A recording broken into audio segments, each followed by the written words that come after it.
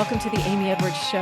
I'm your host, Amy Edwards, and I am just so excited that we're here today. I have been on a kick of listening to podcasts that are all stories of people that have dealt with others who have abused them and who have treated them in unacceptable ways, right? And so this is something that we've all been touched by.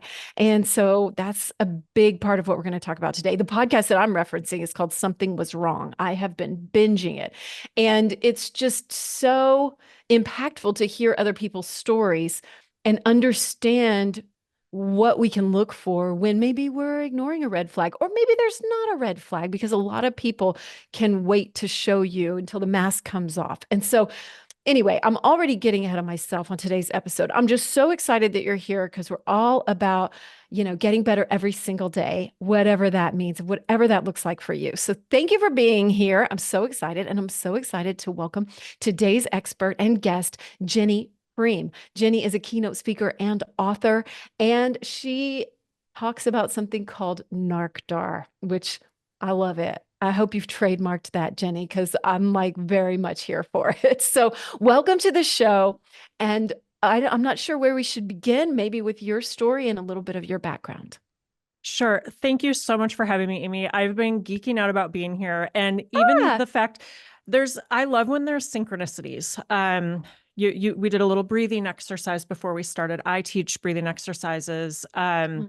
You mentioned Something Was Wrong. When I did my first media appearance, when my first book launched, You're My Favorite, which is my #1 bestseller. And that has all the juicy details about my own story and experience of what I went through. One of the anchors said, "Hey, you've got to check out this podcast called Something Was Wrong."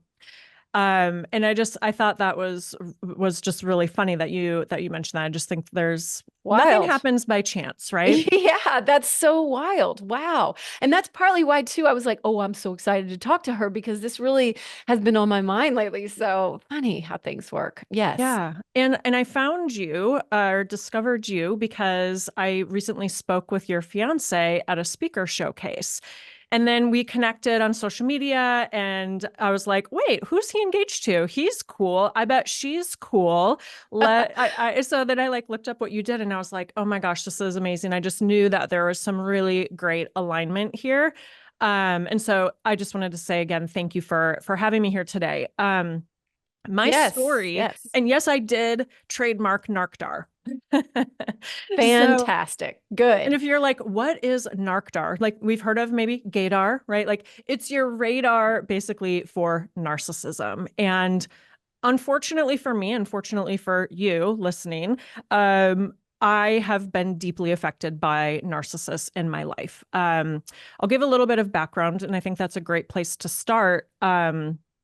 Actually, before I dig into that, I did want to also mention, you recently did an episode. So if you haven't listened to this episode on this show, on Amy's show, yet about how to be a good podcast guest, you need to listen to it. Thanks. Yeah, it is so good and so helpful. And I think because we as podcast hosts, we get pitched all of the time.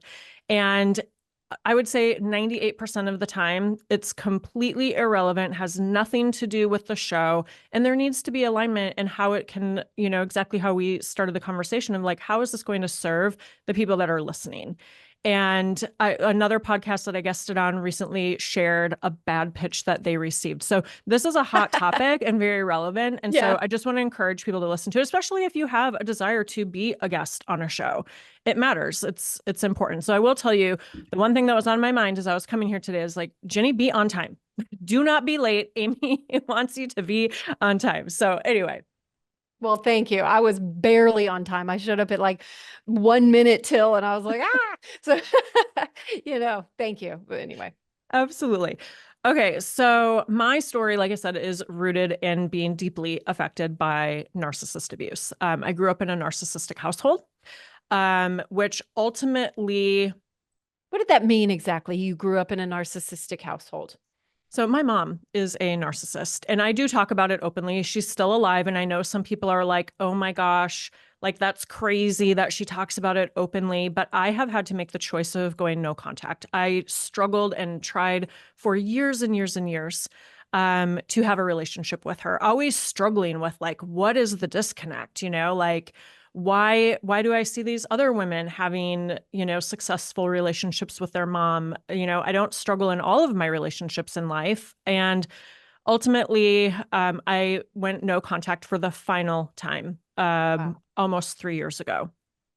Um, Wow. and it was after my dad passed away. My dad and I were very close. Like I always talk about my dad as my guy. I talk about it. He has these things I call dadisms, all his little life lessons. And I talk about them often on stage and, on my show and social media all the time because he is, if I always say, if I have any redeeming good qualities, they're because of him. Mm-hmm. And so I really did. I felt bad because my mom, none of my mother's children speak to her. Wow. So, Wow. and I talk a lot about that, right? Like you have to look at the common denominator in certain situations. Sometimes you might be the common denominator.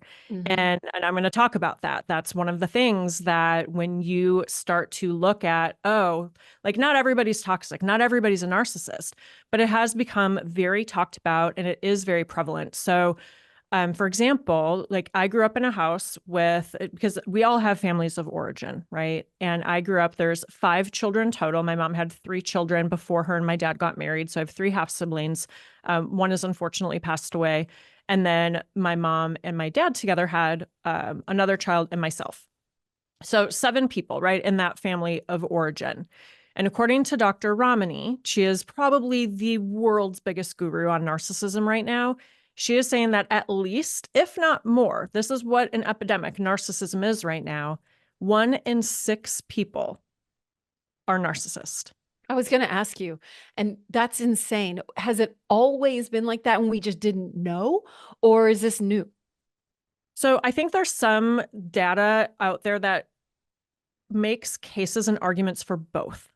Ah, So I think part of it is an increasing awareness around it, right? We hear people like, oh, he's a narcissist, she's a narcissist. Taylor Swift sings about narcissists in, her yeah. music. That's how popular this Yeah. has become. But also access, social media, right? Things that fuel the insecurities and the egos of narcissists, right? There are different platforms and ways for them to kind of fan the flame, if you Mhm. will. So I think there's arguments on both sides. You'll hear some psychologists and psychotherapists talk about it from, both perspectives. So I don't know which one is correct, but it's a fairly new phenomenon too. I mean, narcissism didn't really become a thing, I believe, until the 1970s. And Wow. so if we look at the world, of, really to be talked about, like it's a very new concept. Truly, truly. All right. So back to your family. So you grew up in a narcissistic household, or back to your background. Sorry. Yes. Yeah. Hmm. And you develop when you grow up, especially with a narcissistic parent. I actually had a psychologist on my show, and she talked about that if there's 2 children in a household growing up with a narcissistic parent, oftentimes one of the children takes on those behaviors, Hmm. and then the other one takes the brunt of the abuse. And you develop unhealthy coping mechanisms. And you can probably guess which one I was.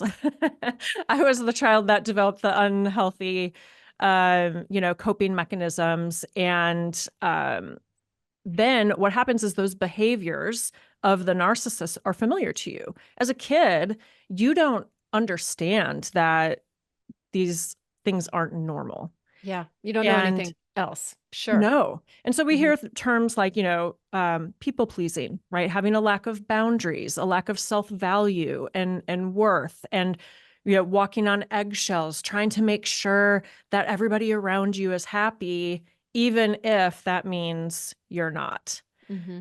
And then when those behaviors are familiar, that's kind of what you are drawn to. And because you don't have boundaries, because you are a people pleaser, because you will conform to what other people think you should be, that continues to make you a really great target for narcissists because those are the things that they love. So ultimately, I ended up in a romantic relationship with, I call him Chad, fictitious name. And that is the juicy story that I share in my first book, You're My Favorite. I meet this guy. Well, I can take you back to the beginning. I'll just give you like the 30,000 foot level. Great. So I'm living my best life. I'm in corporate, my successful corporate career. I'm traveling all over the place, sometimes for fun, sometimes for work, a lot for work, some for fun. And then in my free time, hanging out with my friends and my dogs. And then I'm introduced to this guy, Chad. Was not interested in dating him because my life was great. And he also had 2 kids. Mm-hmm. And over some drinks, I became open to the idea, and we start dating, and fast forward, fall in love, meet those kids, and I fall in love 2 more times. Like I'm in. They move into my house, and we're living this family life. I mean, we're talking about having a baby, getting married, and I never thought I would get married again. I was married for a hot second. It doesn't even count because it happened so long ago and it was so quick. And one day I'm traveling home from a work trip from Birmingham, Alabama, and a friend of mine reaches out and she's like, "Hey, can you get together tonight for a cocktail?" And I was landing at 9:37 p.m. on a Tuesday night. Like, what's up? Yeah. I'm like, so all day I'm like worried about her, going, what is going on in her life that is this big that she needs to share and have a drink at 10 p.m. In the middle of the night on a Tuesday? This is not that kind of friendship. And I show up and I'm like, I've been so worried about you all day. What's going on? And she proceeds to display this arrangement of evidence about the guy that was currently, at that time, sleeping at home in my bed. Oh shit. What was it? Downstairs. I mean, it is so deep, like multiple women, like that he was pretending to have relationships with, and more information came out actually after the book was released. So I only put stuff in the book that was validated, where I had like evidence and proof, right? Mm-hmm. Because I wanted to protect myself and make sure that it was very factual. Like I'm very much like a detail oriented, like state the facts, here's the information. But about a year, or was it 2 years? No, a year. Yeah. About a year after the book came out, a picture of him was published in a secret Facebook group. And instantly, like hundreds of women started commenting. My book soared to #1 bestseller. Countless women had reached out to me at that point. I mean, it's drug use. It's he's on like some really inappropriate sites out there. It was. I mean, he's a financial fraud. I mean, you name it. It's like he is not who he portrays himself to be at all. Wow. Well, so where was your radar at this point?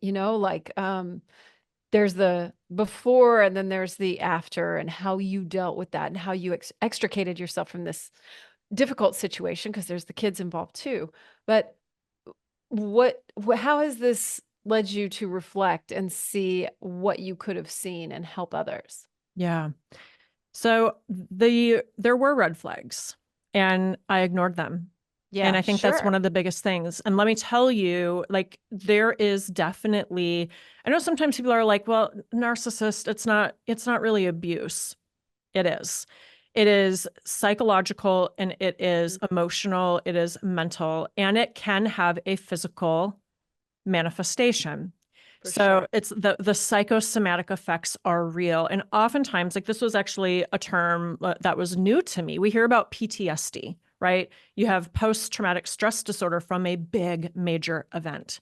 Mm-hmm. Oftentimes, victims of narcissist abuse have what's called CPTSD, or complex post-traumatic stress disorder. Wow. Because it's all of these little traumatic events that continue to happen over time. And here's what I say. The good news about that is that, a lot of people talk about resilience. I don't want to say I'm anti-resilience, because I'm not, but we are all naturally designed to bounce back. It's human nature. We are designed to bounce back. So the good news is if you have experienced trauma, which most of us have, you kind of started out in the beginning saying that we've all faced some sort of Yeah. traumatic, difficult, adverse, challenging situation. When we do, we have a choice. And that choice can be to move towards post-traumatic growth. Yes. We hear about PTSD, but we don't hear so much about PTG because so few people choose that path. And that's one of the big things that I help people do. So the red flags were there. For me, they showed up in a physical way of I had precancerous skin cells that I had to have removed. My hair broke off and fell out. And in my 30s, I got shingles on my face. Wow. And I have a scar, like you can't really see it in video. Sometimes I'll show it on my social media. I have a scar on my face that will be there forever. It is not, it's not repairable. And that was because I knew something was wrong. I knew in my gut, but because of the gaslighting, that's another term we can dig into a little bit if you want, the manipulation, the pathological lies, it took a toll on my mental state. It took a toll on my confidence. It took a toll on my self-value, my self-worth, and it physically was manifesting. Like my body was telling me, this isn't right, Ginny. You've got like wake up and pay attention. It absolutely does. And it absolutely will. And I mean, it's such a, oh God, when we think that it won't do that, like we're going to be okay. That's just such a fallacy because it does manifest. It will take a toll, whatever you're suppressing or not paying attention to, ignoring, and like they will take a toll. And so how can we avoid that? Tap in sooner. Like the woulda, coulda, shoulda, right? But when you do you feel like you write this for your younger self, yourself back then? Like, here's what I could have paid attention to? That is a really great question. I think when I first wrote the first book, it was sort of a it was a little bit of a cautionary tale, right? And I had already, it took me about it was 3.5 years that it came out after the end of the relationship. So I had done a lot of the healing. I'd done the meditation retreats. I'd done the deep digging, the self-help books and, all the journals, books, everything I could read and absorb about this topic. And so when the book came out, it really evolved. It started out like, and I could tell when we were getting towards the end, like my publisher was like, oof, that sounds a little like angry. And I'm like, oh yeah, I wrote that like pretty much right after. And you can tell in the healing process, like how you shift and evolve and what that energy looks like as you put it out into the world. So, Mm. I think it did start out as a cautionary tale, but it really ended in a self-love story. That's how it ended. And that is how it's then shifted, right? So like the first book, that's the story. But the after story is so much better. And Mhm. that's what I get into with speaking and on my podcast, Drinking with Jen, and in my second book, which is a guided journal called I'm My Favorite. And I can't wait for you to get that in your hands. Like that's why you're like, you can send me an ebook if you want. I'm like, no, that one only is in paper because it is colorful. It's beautiful. Like, and I just can't wait for you to like touch it and feel it and use it. I love the titles too, because that is the thing, right? It's that you're my favorite. It's that love bombing and that feeling. It's validating on both parts. And when we can fill that up ourselves, that's where that growth is. It is a story of self-love. And I had to do that myself too. And so in hindsight, what were your red flags in that relationship that you're now, teaching people as you teach them their NarcDAR? Yeah. So you mentioned love bombing. That's a huge one. And the interesting thing about narcissists is it changes, right? So it's kind of like there's the early parts of the relationship. And then once they get you, once they like get their teeth into you and you're hooked, then the more abusive behaviors start to come into play. So love bombing is one. If it feels too good to be true, it probably is. Like, Yeah. if you are on your second date and they are trying to plan a vacation with you 6 months from now, that's not normal. Like, look, you're great, you're amazing, but if they are telling you that they love you after, just a couple of dates, or they're, wanting to spend every hour, and like they're texting you constantly, like there needs to be some buildup, right? And there is some excitement. So it kind of depends on what you're looking for too. Like, if you're looking for one night, with a narcissist, it could be really fun. Like, but if you're looking for a sustainable relationship, you'll hear the experts say, like, you want it to be calm. Like, if it feels a little boring, go back and revisit, because that's probably a good thing. That's going to create stability for a long lasting partnership. So the love bombing is a really big one. And it's not just romantic relationships. And so when my course, How to Improve Your NarcDAR, is released, it will cover everything from how to navigate romantic relationships, like what are those red flags, friendships, coworkers, which can be really tricky, family, like it can be anybody, right? It's not just in a romantic relationship. What does friendship love bombing or coworker love bombing look like? You're like the sister I never had. Oh, yeah. And it's Laying that it on. yep, Mhm. they lay it on. They do the same thing. It's to create this sense of attachment, or this false sense of connection, Wow. really quickly. Uh, Yeah. and here's the weird thing, Amy, is it's almost like they all have this textbook, because they'll use a lot of the same words. And I had that exact experience with a former friend and colleague. You're like the sister I never had. It's that they lay it on. They want to talk to you all the time. And it's like, yep, Pulling you in. that is Yeah. such a good visual, like the rope, like pulling you in with a Yeah. rope. Absolutely. I've had those, and then you feel confused, which I am. If you're confused, that's always something's wrong. Like, you should never feel confused. Like, that's a big one for me that I've learned. And so that's when you start to feel confused. Like, I thought we were really good friends. I thought I was like a sister. I don't understand, and it's when you start to have those questions, that's always like a really good indicator to me. Would you agree about confusion? I'm so glad you said that, because I use that one all of the time, especially if you think about disagreements and Mhm. arguments. Healthy Mhm. relationships, when you have a disagreement or an argument, you're looking to resolve it. Mhm. But narcissists want you feeling confused. It's actually exactly where they want you. And so I say that all the time, like, I hate to break it to you, but you should never leave disagreements or arguments feeling confused. Yeah, and I was also studying the term triangulation, and so maybe you can speak to that a little bit. I hadn't been so familiar with it, but it seems to relate to like confusion and drawing other people in and prolonging these disagreements or prolonging some sort of issue in order to create drama. Oh my gosh. So I actually have a whole episode on my podcast with a therapist on triangulation. So if you want to get like Cool. Oh, deeper on that, take a listen. I'll But try to put a link in the show notes for that too. oh, thank you. That's so Yeah, kind. And very generous of you. of course. I am so triangulation at a high level.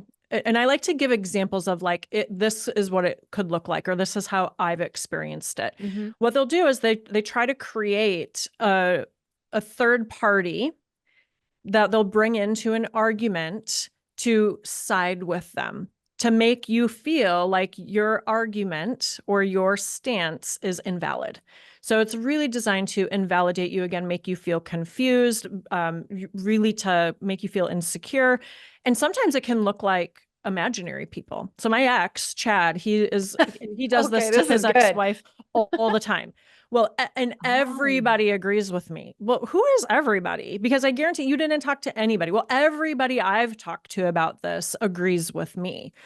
It's usually imaginary. There's usually no one that they've talked to. And so that's a really big one. Like, well, everybody agrees with me. And to make you Wow. feel like, oh, well, am I the only one that views this way? There must be something wrong with me. Oh my God, I So, think I know a politician that does that. Yeah, wow. Everybody's saying everybody believes. Oh my gosh. yeah. Yeah, okay. An imaginary one, that's so good. Holy shit. They don't Yeah. even need a human. Nope. They'll just say it to try to validate their usually irrational stance. I think in listening to Something Was Wrong, it's been interesting to me that some of the stories, there are not these red flags. And I mentioned that at the beginning. Like sometimes there's people who might be a true sociopath or psychopath or something and have the narcissism too. But, we think we have this intuition. And some people are like, I thought I could read people. I didn't see this coming. And so, how does the NarcDAR fall with someone like that? Are we actually not paying attention to some things when that happens, or is that a too good to be true? Or what do you think about that? I think that's a really great statement. And I think it can be either and or both of those, 'cause exactly what you said. Could it be we're not paying attention? Because that's the thing, one of the things about me, and I'll break down. So NarcDAR, it kind of breaks down into 3 different sections. Oh, And so cool. yeah, Okay, so we'll kind of walk through like the boom, boom, boom, great. but boom, boom, boom. I don't know Boom, where boom, that came boom. I from, love but it. hey, No, I'm here for it. Let's just get our like in the NarcDAR flow. on. We're Like in the 1, 2, flow. 3. We're in the zone. So I think it can be ignored. So I am a very intuitive person, but I stuffed it down. I ignored the red flags. I have actually physical signs that are very, like when my intuition is telling me something that I ignored for so long. So like one of them, and this might sound a little woo woo, but I feel like that's, I'm woo. I'm I know, I here was like, for I it. feel like this is gonna, It's the right place this will for it. track here. Yep. But when something is telling me, like if I know it is truth, my right hand gets tingly and numb. I Wow. have like it's happening right now. Like it's so weird. Right now? Oh, Right because you're now. I'm like, I swear I'm not. Okay. No, no, You're no. right. Like because it's like that. It's not, think about it. Some people, it's like they get goosebumps, right? If you like Yeah. really feel something in your soul, right? Mhm. But I ignored so many of the signs. So you could be not paying attention. Mhm. You could be just wishing for it to not be true. Yep. Seeing what you wanna see Mm-hmm. so many times, right? Yep. I think one of my first experiences with it, was one of my first real friends, I'll use that loosely, but I was like 4 or 5 years old, and I didn't know any different, and I wanted her to be my friend, and it wasn't healthy. And, you want what you want, and so you see it like it's kind of a combo of you thinking that's normal with your parents and when you're young, but it's also wanting what you want. And so Yeah. many times in relationships, that's what we want too. And just to see that. Well, and there is the old adage, like you pick your parents. And if you grew up with a narcissistic parent, there is that level of familiarity, and familiar creates a sense of comfort. In this case, it's a false sense of comfort, right? And Mhm. until you can really recognize that, unfortunately, I had to go through this, and but now the great news is that I get the opportunity to help other people hopefully recognize the sense that they don't have to experience and endure, what I did. You know what? I'm glad you said that because when you said my good parts came from my dad, I'm like, you know what? Your good parts came from your mom too, because you have so many amazing qualities that are helping other people that were formed by those experiences with her.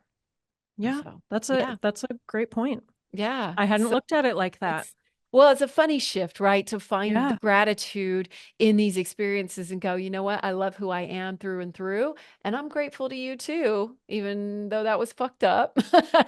you know?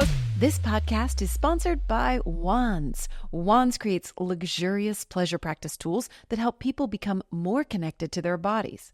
They have a huge selection of incredible items like yoni eggs, the most gorgeous crystal pleasure wands you've ever seen, free bleed blankets, and my favorites, the trademarked glass cervix wand and the Venus wand, which is their heaviest wand made of stainless steel, and their new ecstatic vibrator.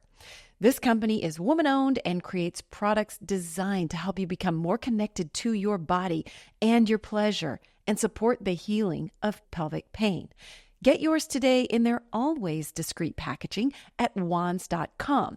That's wands with 2 A's, WAANDS.com, and use my link in the show notes to get 10% off or enter the code Amy Edwards at checkout. Again, that's wands, WAANDS.com. The Amy Edwards Show is sponsored in part by Higher Dose.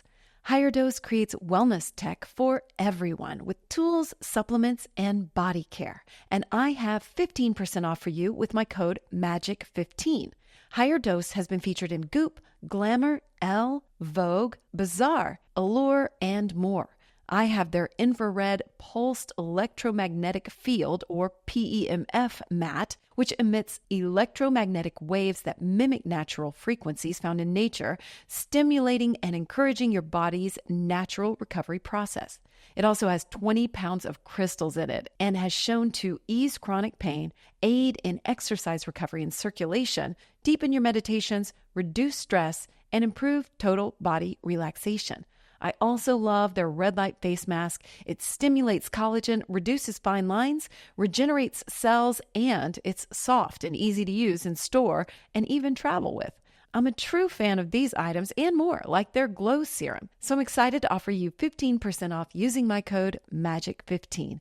Go to the show notes. You can click through on the link right there. Or if you go to Higher Dose, just enter the code MAGIC15 for 15% off. HigherDose.com. This podcast is sponsored by The Collective ATX. If you're looking for the best in hair extensions, it's The Collective ATX. They do mine, and I won't go anywhere else.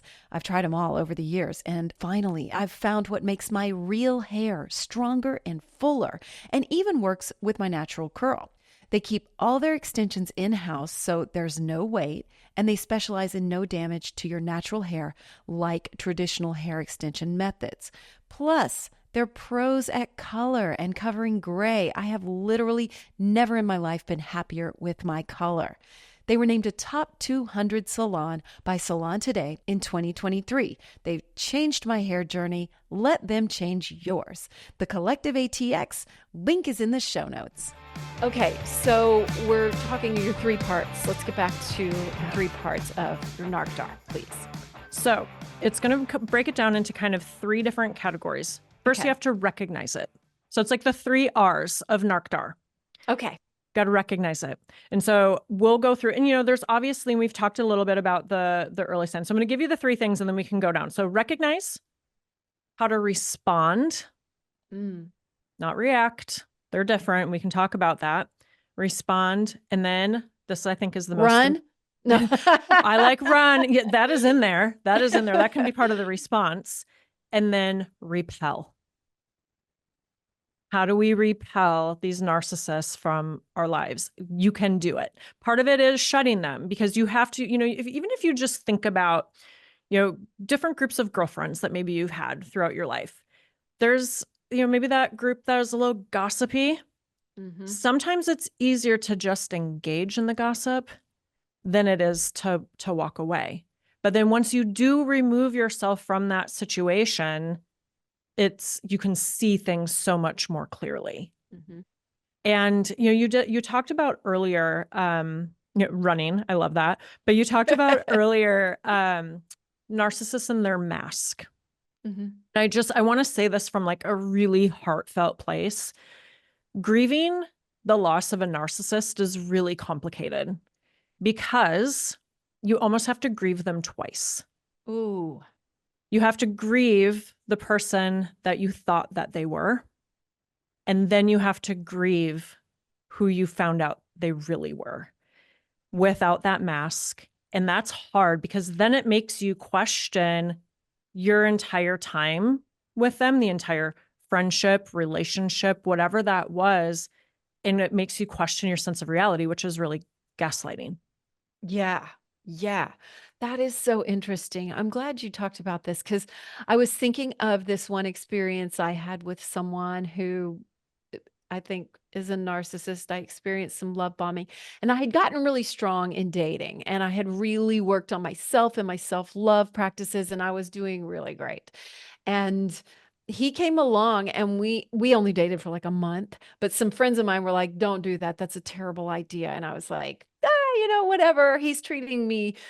This is fun right now. Right. And so I really kept that distance and I saw him love bombing and it just got too intense. And then I think he was traveling somewhere and called me and was like, told me he loved me. And I was like, oh gosh, we've only been dating a few times. We're not even exclusive, and I want to take it slow. I was still very, I just regulated, let's say, in the way that I was approaching it. And I was recognizing it for what it was. Well, anyway, he ended up meeting someone else on that trip. And I was like, that's okay. You know what? We're not exclusive. I want you to like date other people. I'm dating other people. And then suddenly he totally rejected me and kind of treated me like shit. And I took it really hard. It was like I knew that I was dealing with something that wasn't healthy, but at the same time, somehow it got to me and I took it really hard and I actually cried. And I was like, what? I sort of was like stepping outside myself going, what is going on? You weren't even that interested in him, but you're taking this really hard. And so there's like a sense of compassion that maybe we can give ourselves when we're taken in a bit, even when we know better. And I wasn't even that interested, but I still got hurt. And it Yeah. was just a really strange thing to kind of make sense of. Amy, I have a question for you because there is a clinical term for this. Oh, really? Did he at any point reach back out to you later on? I think maybe he did. Yes. Okay, Yes. so this is called the discard and hoover. Oh, wow. So they, to protect their own egos, right? Because everything is driven by ego with narcissists. They are so unhappy. They are so insecure. And so it's an overcompensation for this deep dislike for themselves. Mhm. And so to protect that fragility and that fragile ego, they will discard people out of their lives. And sometimes it's such a gift. Oh, sometimes it can be the greatest gift. And let them Yeah, think that, yeah. like, so there's actually a method that we'll talk about in a little bit, that can actually help you Mhm. create a false discard. If you Ooh. want to get them out of your life, there's a whole strategy to do it. But then it feeds their ego because then they think that they're discarding you. And honestly, that's the best case scenario. It's kind of like if you're an employer and you need to fire somebody, if they quit, that is the best case Yeah, yeah, scenario, right? totally. Like if Yes. they quit before. So it's sort of think about it from that perspective. But yeah, that's called the discard and the hoover. And it's a very common strategy and tactic. And so they'll discard you, completely cut you out of their lives. But then they'll always just kind of come back. Like oftentimes it might be around a holiday. It might be around a special occasion. And then they're really, really good at ruining big events Oh because my they God. have to make I it definitely had one of those. Oh my all. God. I Yeah. mean, I finally just had to lay it down that this is absolutely not what's happening. So yeah. Yeah. Wow. Oh, good one. Um, okay. I want to keep up with, I have some other questions, but I want to keep up with the three. So we've got, recognize, not react. Respond. Respond and repel. Okay. Yes. So recognize. So recognize, well, let's just go high level here. So there's, in the world of psychology, there's what's called the DSM-5, and that's all of the criteria and, the lists of criteria that people have to meet in order to be diagnosed with something. I see. So in the DSM-5, I believe there's 9 characteristics that psychologists, psychotherapists say, and I believe they have to have 5 of the 9. Again, I have a whole episode on that too. And that's why I talk with psychologists, psychotherapists. I've even had a former FBI agent on who specializes in dangerous personalities because it's so nice to have like their expert opinions. But at the core, narcissism is about them. Everything has to be about them. They have to be the center of attention. Rules don't apply to them. It's all about ego. They undervalue others to overvalue themselves. There's a sense of entitlement. So I'll give a couple of like really quick practical examples that we all can relate to. You know that person that they might frequent a restaurant and there's a line, but they don't think that they should have to wait in that line. They should get priority seating and surpass the line. All of the people that have been waiting in the lobby for 30 minutes, they walk up to the host stand and they think that they should get seated first. Yes. That is a very everyday thing that you can sort of look out for. Like that should be an instant, well, maybe a pink flag. Okay. Yeah. Like maybe not a red, but it's not a green flag. It's that rules again don't apply to them. That's why we hear a lot about cognitive dissonance, right? They'll say one thing and then do something else, or they tell other people how they should behave, but then they behave the opposite, right? Like it's a misalignment of your actions and words. So that's another thing to look out for. If you start to notice yourself playing detective, fact checking, verifying things, like, yes, of course, like if you start dating somebody, fine, Google them. But if you're fact checking things because something doesn't feel right, pay attention to that. Seriously, trust your instincts there. Something is off. Yeah. Yes. They are pathological liars. We talked about the love bombing, and then how that changes. So those are some of like the early things, but then, gaslighting. Let's talk just really quick what it is, what it isn't. Okay. Gaslighting is not just lying. If someone lies to you, oh, they totally gaslit me. Or, they asked me to do this, they gaslit. Gaslighting is when they make you question your sense of reality. They make you question if something happened, and it will include lying. But there's even more, there's a strategy called DARVO, and that's deny, attack, and then reverse victim and offender. So if you try to hold them, there's no accountability with narcissists. So if you try to hold them accountable or question them on something, they will try to flip the tables. And that is a strategy that is part of gaslighting. So it's really nuanced. But that's, just kind of high level. So like in the NarcDAR course, we'll like really dig into all of those concepts really, really deep so that you can start to have a better understanding of what it is, right? Like that's kind of the educational component, like really looking at what these behaviors are. And one of the things that I often say, I touched on this a little bit earlier, like, are you the common denominator? And you know what? I was the common denominator in my own story. And sometimes people are like, oh man, like that's really kind of, maybe that's weird to admit. But the only way that you are going to change, if you want to change and evolve and grow, is turn that lens inward and take that hard look at yourself and your own coping mechanisms and your own behaviors of what are you allowing in your life? Mm-hmm. Absolutely. And that's the people pleasing thing, because I always say people pleasing is lying. You are not being honest about the things you really want. Maybe you don't know what they are, but you're not in touch with them enough to tell the truth. And so you have to get really, really honest with yourself and figure out your own worth and all those really deep things. So that's it. It does come back to what decisions am I making, a lot of times. And what am I ignoring? What truths am I not willing to face?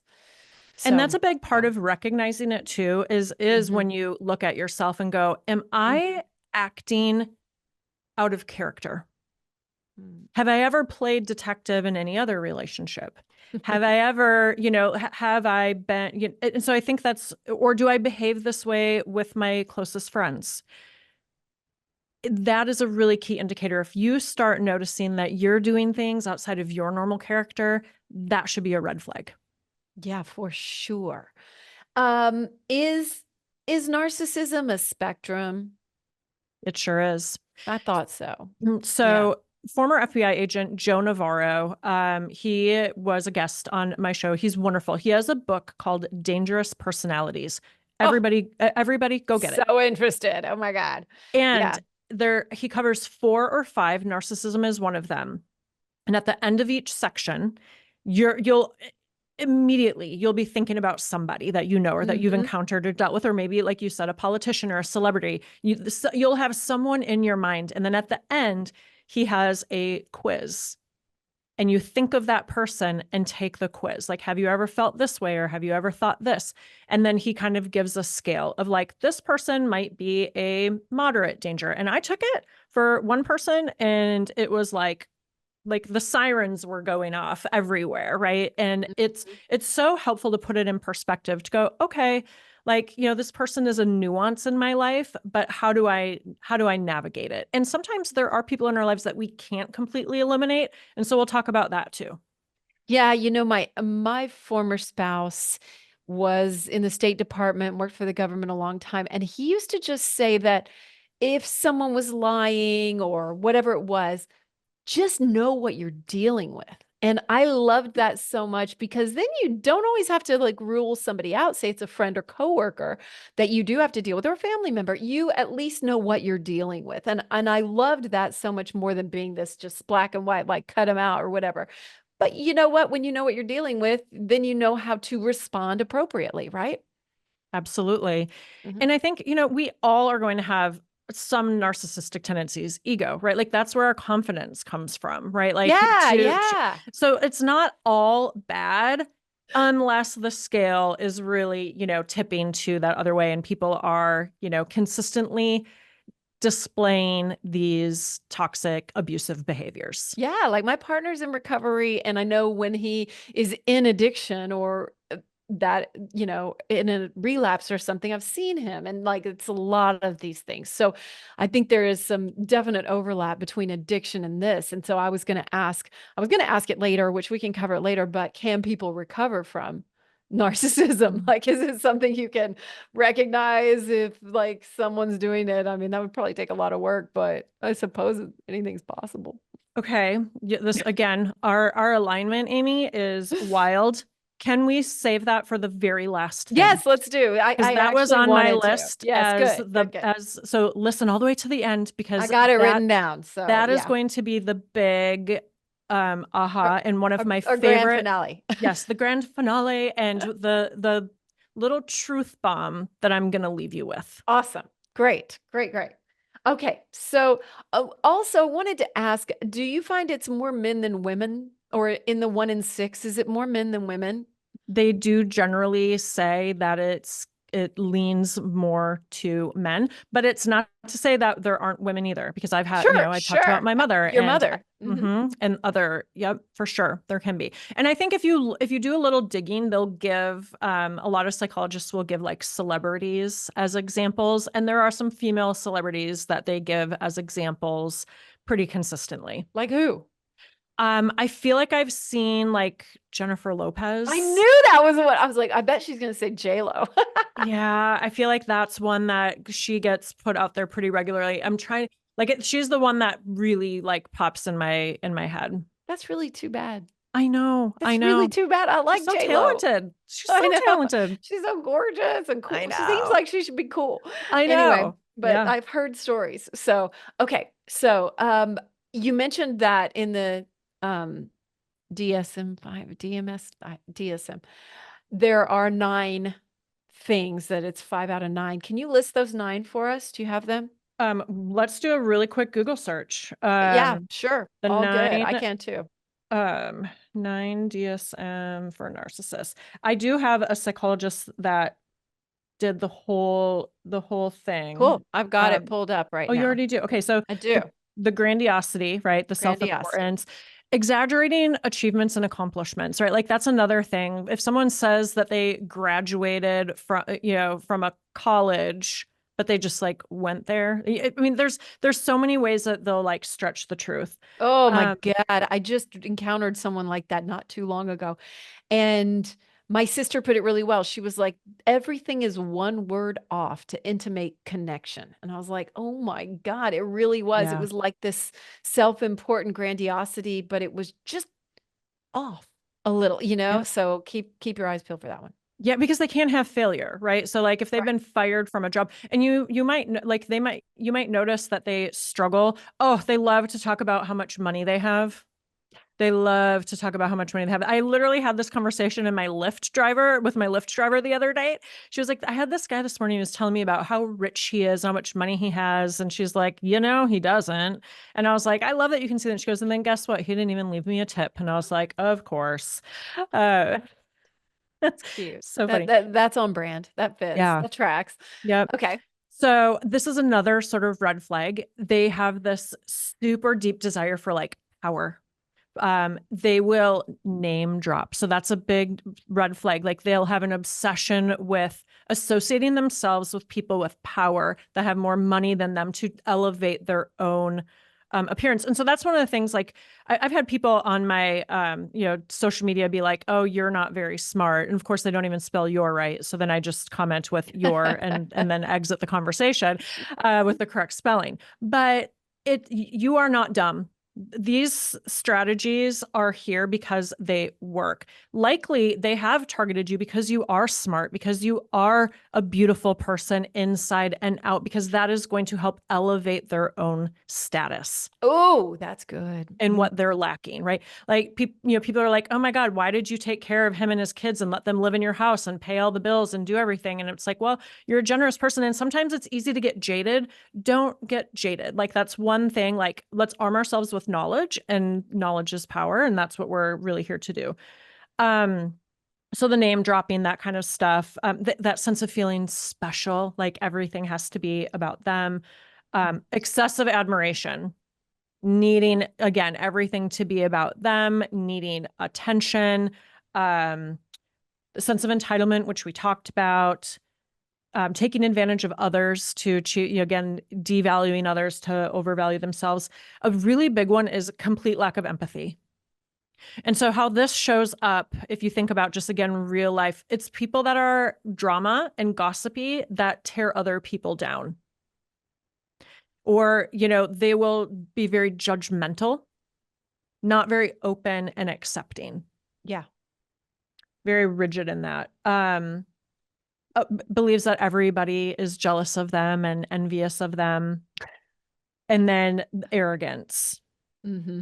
So those are the 9, and it's a consistent, it's like that consistency. What are you seeing over time? And one of the things I always like to say, like in a lighthearted, haha kind of way, is narcissists don't get diagnosed. This is why it's so, I think, prevalent right now, and people are talking about it so much, because no narcissist is running to therapy to get a diagnosis for their narcissism. It's, I swear, to the only, psychological disorder where everybody around them ends up in therapy, except for the person that actually needs to be in therapy. Right. Mm-hmm. Yeah. No doubt. Okay. So, so can they, well, I guess we'll talk about that at the end. That's right. Okay. So we've got our recognize and then respond. So I'll go through this really quickly, but really great ways to respond to narcissists. If you're especially, so again, this is going to look really different depending on the type of relationship that it is. But so one example I can give, say it's a coworker. Okay. And you can't not have them in your life, especially if you have to work with them closely. But stop answering their texts and their phone calls and their emails after hours. Have someone else present if you have to meet with them, or just start moving everything over to email. Love it. So that it's documented, right? So that you have everything documented and clear, so that they can't say, manipulative, shady, passive aggressive, crappy remarks and comments. And so that can apply to any person that is toxic, right? It doesn't even have to be a narcissist, but that's a really solid strategy. Same thing if you I do not envy anyone that has to co-parent with a narcissist. But again, everything in writing. Try to have everything in writing in a text string, try to limit the interactions that can't be documented, because then that way you always have evidence, and you have things to go back on to hold them accountable, because that's one thing that they don't like, is being held accountable. They do not take responsibility for their actions. And so it's always great if the more things you can have in writing, the better.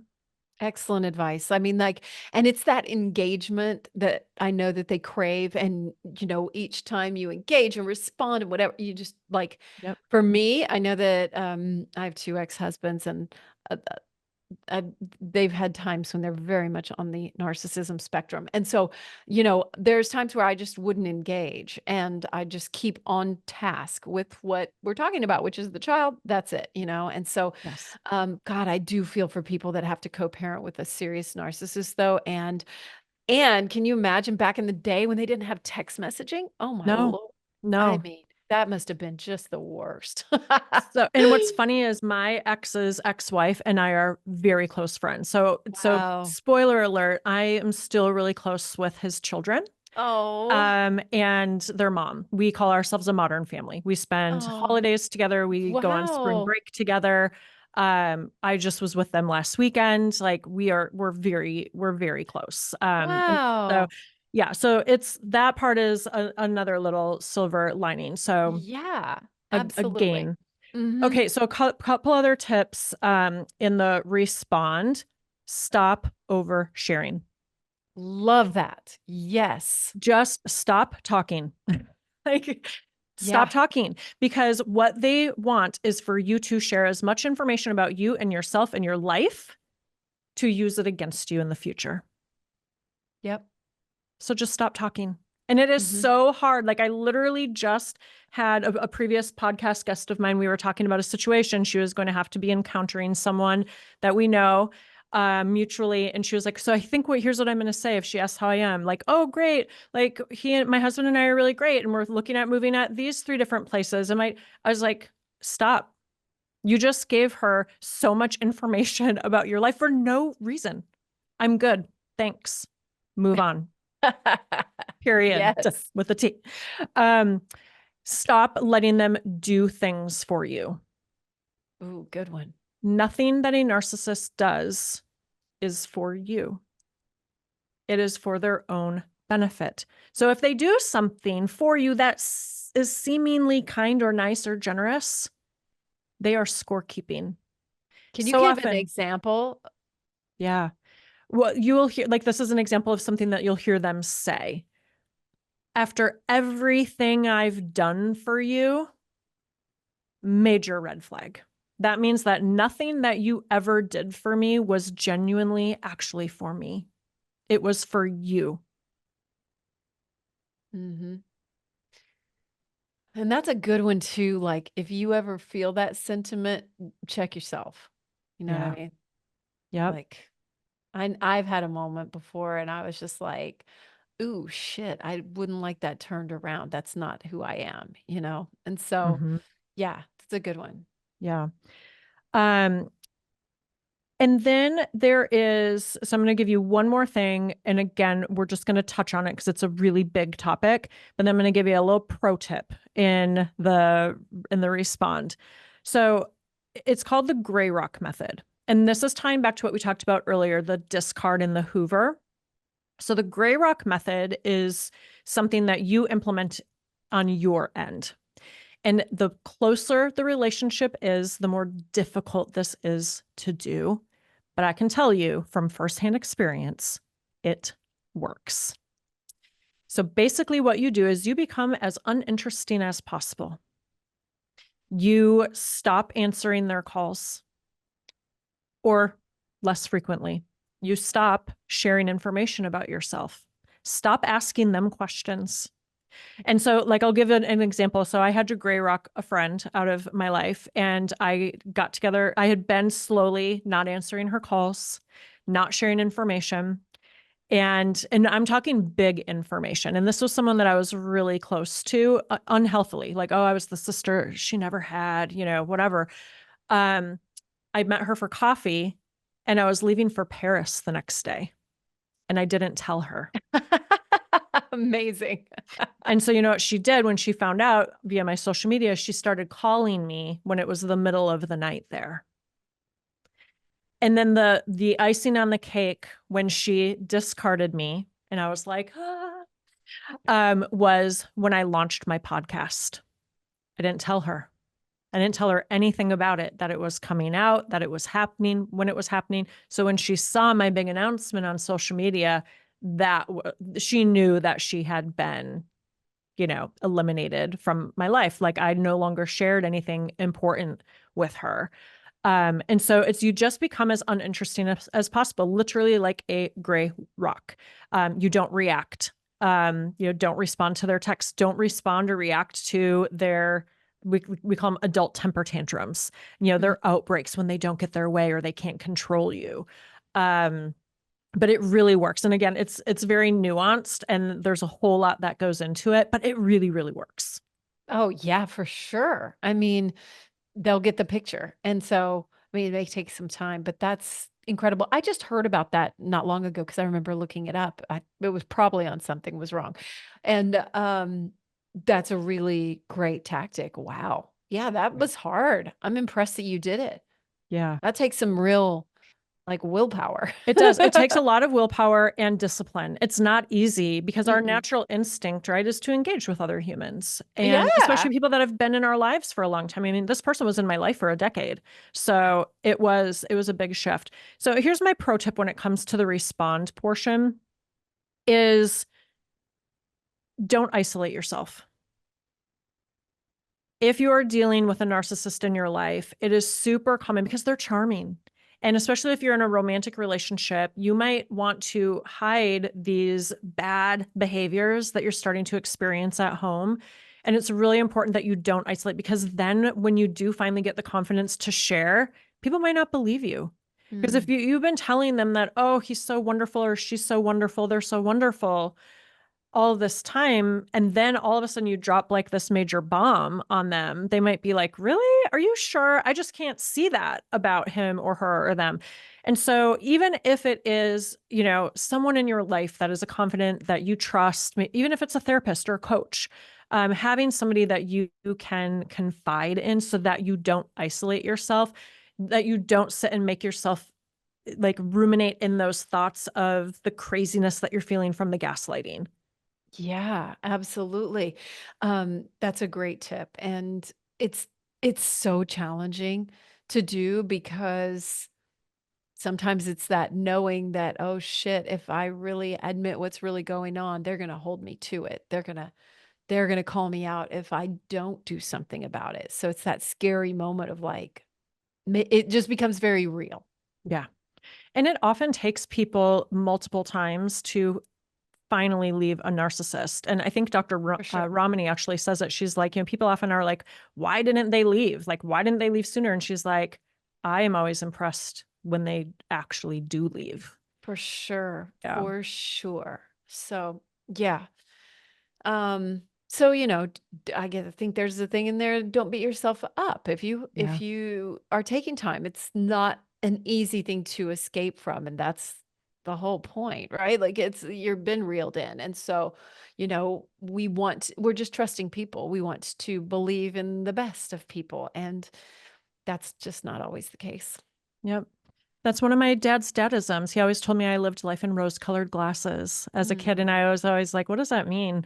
But you do want to see the good in people, and it's not all bad. And if you have, you can still wear your rose-colored glasses and see the good, but still not grant people access. that's right. That's absolutely right. The two can coexist. It's not necessarily an either or. And so Yes. you can see the good, but also you can protect yourself and recognize the truth about what's happening.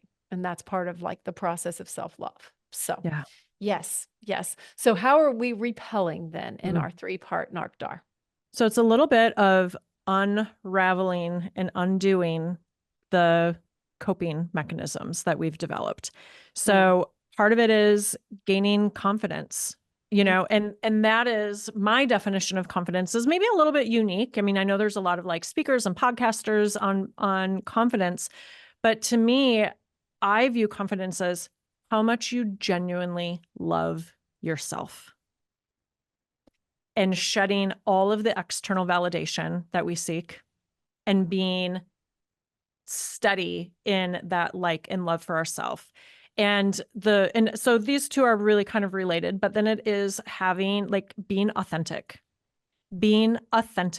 you. Narcissists can't stand that. If you are someone that lives in light and love, and you are 100% always authentically you, and they can't control or change and influence you, they won't have the time of day for you. So being very authentic in who you are and gaining that value, and trusting your intuition. I think those three are all kind of really intertwined. because they seem to have a radar for, you know, those the flip side of that, the lack of confidence and things like that, when those aren't developed, and someone's feeling insecure or perhaps has been a victim of abuse before, they seem to have a radar for that. So there's no sense in, like, why not develop our own radar? Yep. Absolutely. That's what we're doing. I love it. Yeah, yeah. I mean, and that's a wild thing to me that they can pick up those signals in people. Like, it's not something that's spoken out, but when you develop your own confidence and your own sureness and self-love, they pick up that too. And then they're like, nah, Yep. It's that's so funny wild. because I recently shared this story called like a juicy almost dating story. And I think you've said this multiple times, like, don't beat ourselves up. We have to grant ourselves some grace because am I never going to encounter a narcissist again? Of course not. But that's why we need to have, NarcDAR so that we can learn the lessons faster. And that's what you need to celebrate for yourself, is when you do start to see them. So I recently got hit on by this guy and he was very attractive, which it even sucks to admit. And he was hitting on me, and like my NarcDAR was going off. I was like, beep, beep, beep, beep, beep, but I still gave him my phone number. And then but honestly, I kind of look at it now and I'm like, thank you for the content, because it was textbook. It was textbook. I mean, and it was like, I invested 36 hours of my time. So it's fine. I didn't invest, the amount of time that I did with Chad. I didn't even go on a date with him, anything like that. But those are the things, like, as we improve, like, celebrate it. Don't beat yourself up, celebrate it. Oh my God, that's a great story. What was those red flags that were going off just in that quick instant? Okay, talking about money. Oh shit, of course. And I was like, okay, you're broke. Telling me how much, getting divorced. If somebody tells me that they're getting divorced, what does that mean? Right? Like, okay, like, not separated, not, not. Yeah. So that, talking about how. Yeah, it sounds a lot like married. It sounds a lot like married. Yeah, exactly. Yes. That sounds a lot like married. I love that. That's so good. I wish, see, that's like I needed that quick-witted line, Amy, in the moment. But it was so many things. And then he started, when he was texting me, it was like sexually explicit, like right away. And I was like, what? No. No. Yep. Okay, great. Yep. All right. So as we are, what have we missed about the NarcDAR? Anything? Is there anything we need to still cover on that? Let me just give one more key element, and that is having boundaries. Love it. Yes. Creating boundaries. And boundaries, here's like the most simplified definition of it: what you are willing to participate in and what you are not, and holding true to that. That's it. That's right. Simple. No is a complete sentence. Mm-hmm. Absolutely. It is. Yeah. Yep. And I've had to learn it time and again, and standing up for my own boundaries. And I just want to let people know sometimes it's a practice. It's not a one and done. And I feel like that about so many things, and this included. And speaking up for your boundaries and even understanding them, it's a practice. You don't have to have it done. It's not a box you check. And so it can be something that evolves over time and that you get better at. So flex your muscle there. Yes. Mm-hmm. All right. So really incredible. How many years have you spent studying this and developing this NarcDAR? Oh my gosh. I mean, I feel like it's been a lifelong study just based on my really own personal experience, right? Like growing up with it through personal experience, but really taking a look at it and kind of putting this program together over the last few years. Because I feel like it's needed. Like, there was no one place for me to go to be like, how do I navigate this? Yeah. There's a lot of information out there, and there's a lot of great experts on the topic, which is great. And I will pull in, like I said, that's why I talk with, world-renowned psychologists and psychotherapists about this, because yes, it's an experiential thing, but then there's also research and science behind it too. And I like to bring them both together. Absolutely. This is not something that is like made up or not documented, like it's for real. And it's something that we can get educated on and then have our lives be better, right? Yeah. So, yes. All right. Well, as we're wrapping up, then now we get to revisit the question, can they recover? So experts will tell you, so if you're asked, can a narcissist change?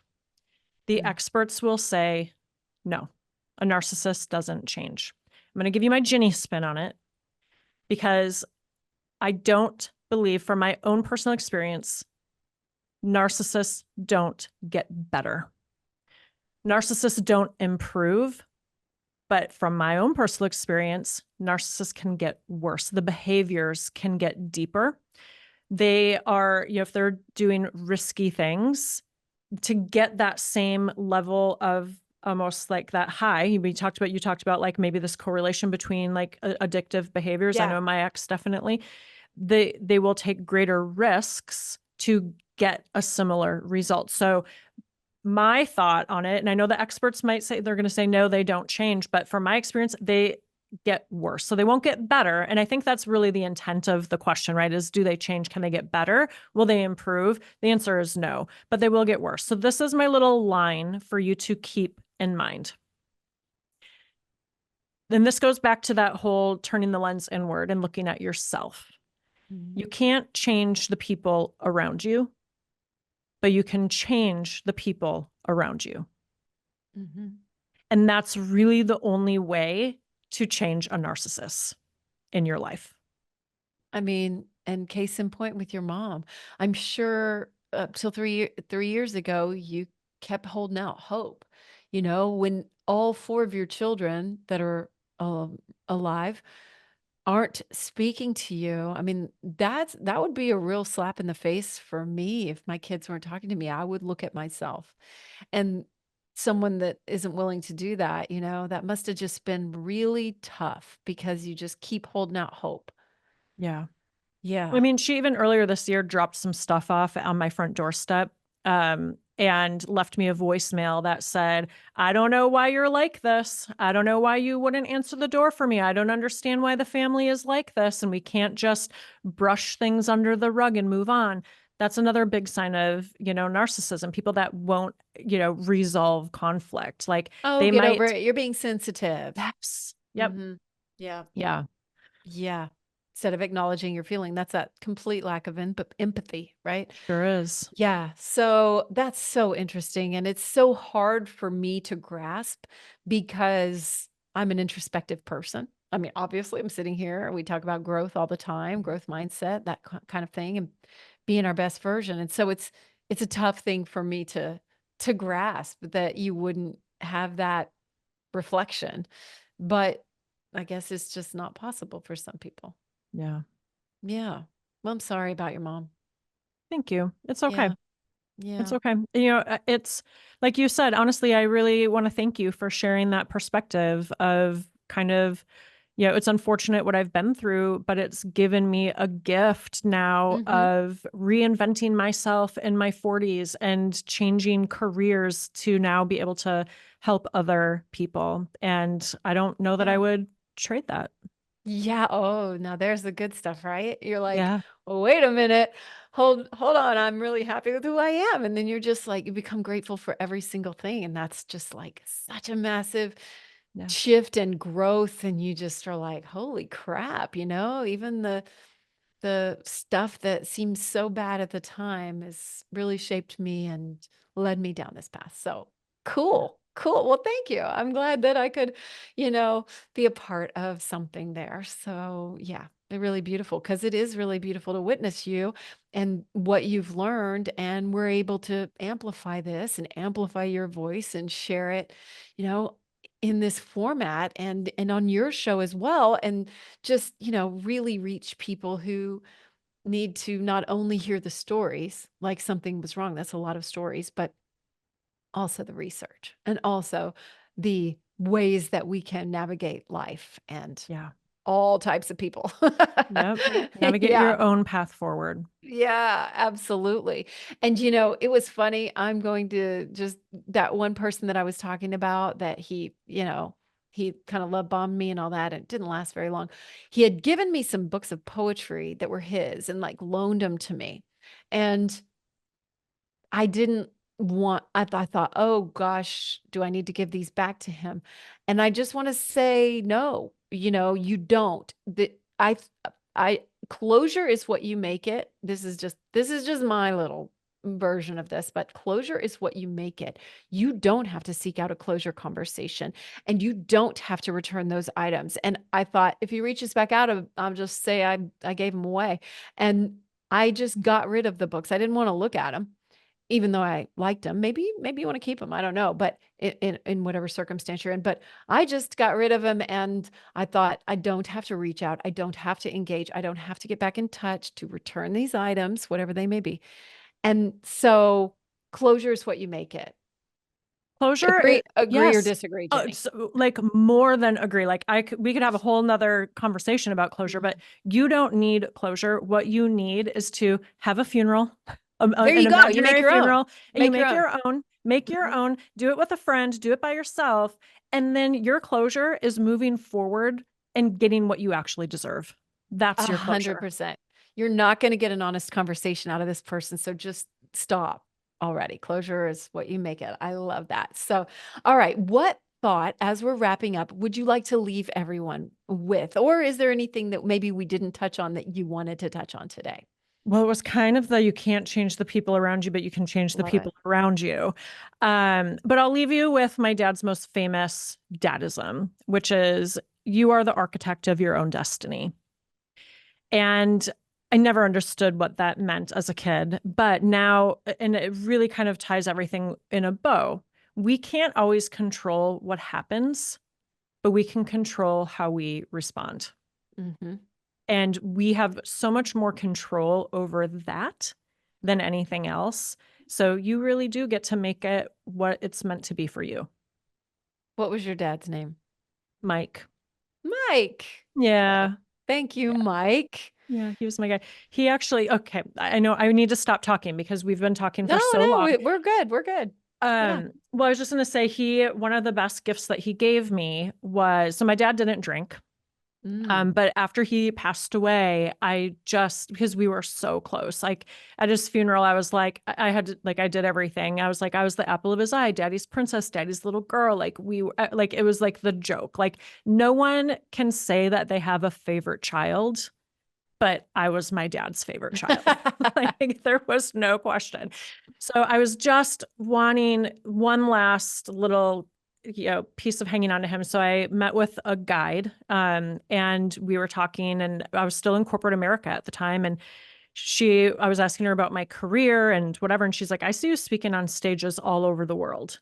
And she's like, maybe even almost like a talk show. So at the end, because I'm kind of skeptical, I was like, okay. And I said, okay, then Barb, what's this talk show called? Try to like really put her to the test. And she just like begins busting out laughing. And I was like, what is so funny? And she goes, was your dad funny? And I was like, well, where do you think I got it from? And she goes, because according to him, it's called Drinking with Gin. And that is what I named my podcast.